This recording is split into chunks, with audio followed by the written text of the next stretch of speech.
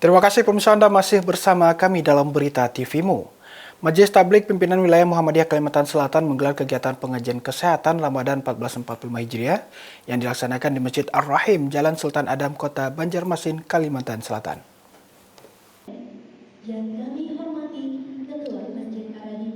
Majelis Tabligh Pimpinan Wilayah Muhammadiyah Kalimantan Selatan menggelar kegiatan pengajian Ramadan 1445 Hijriah yang diselenggarakan di Masjid Ar-Rahim, Jalan Sultan Adam, Kota Banjarmasin.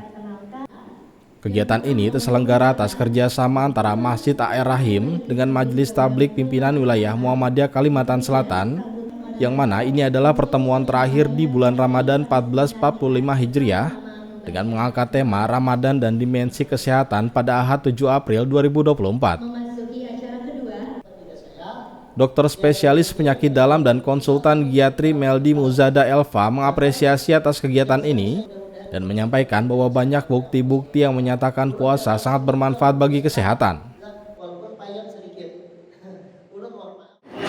Syukur alhamdulillah pada hari ini Ahad tanggal 7 ya. Tanggal 7 April 2024 kita selesai melaksanakan suatu pengajian Ramadan dan kaitannya dengan kesehatan.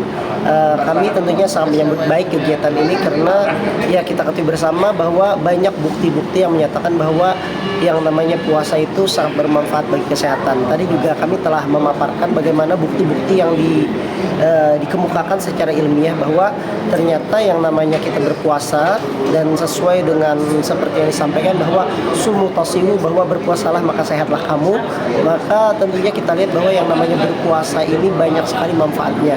Dan salah satunya saya pribadi sebagai seorang dokter, sebagai ahli lansia, sangat-sangat merasakan manfaat tersebut ketika saya memberikan pencerahan ataupun memberikan masukan kepada pasien-pasien lansia untuk melaksanakan puasa. Untuk kiat-kiatnya sendiri dok, para usia yang sudah tua menjalani puasa? Baik, lansia ini kan sebenarnya terbagi beberapa ya, ada lansia yang betul-betul prima, ada lansia yang mungkin masuk ke dalam keadaan rapuh. Ya kalau masuk ke dalam keadaan rapuh ya tentunya kita tidak lagi menyarankan untuk berpuasa. Karena kalau berpuasa ditakutkan nantinya itu akan memperberat penyakitnya. Tetapi untuk lansia yang masih prima, lansia yang masih mandiri, ya menurut saya tidak ada bermasalah untuk berpuasa. Ada beberapa kiat-kiat ya untuk berpuasa pada lansia. Yang pertama tentunya adalah tetap untuk beraktivitas. Artinya walaupun sudah lansia, supaya badan itu menjadi fit, badan itu menjadi segar, walaupun berpuasa tetap beraktivitas. Beraktivitasnya bisa di pagi hari ataupun di sore hari pada saat matahari tidak terlalu terik.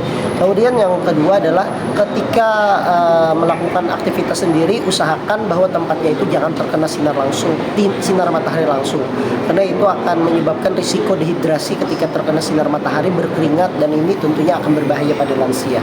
Kemudian yang ketiga, pada lansia pun juga mengakhirkan sahur dengan meningkatkan serat pada saat dia bersahur dan meningkatkan konsumsi buah-buahan, konsumsi karbohidrat, konsumsi sayur-sayuran, kemudian minum yang cukup. Tujuannya untuk apa? Menjaga saluran cernanya itu tetap sehat. Kemudian dengan tinggi serat tentunya dia akan menjadi lebih baik. Pada saat berbuka puasa tidak langsung makan yang banyak ya, sedikit demi sedikit makan yang pembuka dulu, kemudian bisa dilanjutkan sholat maghrib. Setelah itu baru makan yang lebih banyak lagi porsinya, seperti itu untuk lansia. Pimpinan pengelola Pondok Penghafal Al-Quran bagi Lansia Anwar Hadimi mengungkapkan bahwa pengajian ini sangat penting dalam rangka mengimbangi kegiatan-kegiatan yang bisa memberikan semangat dan giro untuk membaca dan menghafal Al-Quran. Alhamdulillah ya, di bulan Ramadan yang penuh berkah ini kita imbangi dengan kegiatan-kegiatan yang bisa memberikan semangat kita, bisa menimbulkan gairah lagi kita, yaitu dengan membaca dan menghafal Al-Quran. Nah, salah satunya kelompok-kelompok yang sudah usia itu bagaimana mereka punya keinginan untuk bisa menghafal. Nah, salah satunya adalah bagaimana dia bisa menanamkan motivasi kepada dirinya sendiri bahwa menghafal Al-Quran itu sebenarnya mudah. Dan masalah umur tidak ada masalah, muda, berumur sama saja. Nah, ketika dia ada punya niatan untuk membaca Al-Quran, insya Allah bisa terrealisasi.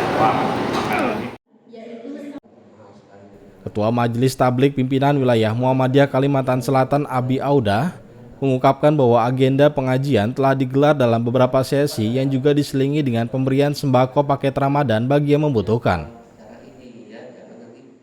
Ya, kami dari Majelis Tabligh Pimpinan Wilayah Kalimantan Selatan ini tahun ini mengadakan pengajian Ramadan 3 sesi ya. Jadi minggu kedua, minggu ketiga dan minggu keempat. Dan minggu keempat ini kita memberi paket sembako terhadap Panti Asuhan Hikmah Zamzam. Ini bentuk kepedulian Majelis Tabligh terhadap anak-anak panti di akhir Ramadan. Tema-tema yang diangkat di seminar ini, di pengajian Ramadan ini dalam konteks Ramadan dan dalam dimensi kesehatan. Karena selama ini banyak orang penceramah itu bicara tentang agama, kemudian bicara tentang syariat, fikih dan sebagainya, tapi tidak pernah mengupas atau menyentuh tentang kesehatan. Nah, Majelis Tabligh peduli untuk mengangkat satu tema yang sangat menarik, yaitu Ramadan dalam dimensi kesehatan. Kita sudah melihat, menyaksikan juga bahwa narasumbernya bukan kaleng-kaleng ya, memang dokter spesialis di bidangnya dan juga konsultan. Dan respon masyarakat terhadap kajian ini agar bisa berkelanjutan. Mudah-mudahan tahun depan kita mengadakan lagi pengajian Ramadan dalam dimensi kesehatan yang keempat. Karena ini sudah yang keempat, itu lebih kita gaungkan lebih fokus lagi terhadap mungkin perkembangan otak ya, karena pengaruh sujud itu juga pengaruh otak juga. Jadi insya Allah ke depan Majelis Tabligh akan mengembangkan pengajian ini secara tingkat provinsi Kalimantan Selatan. Agus Dianor memberitakan dari Banjarmasin, Kalimantan Selatan.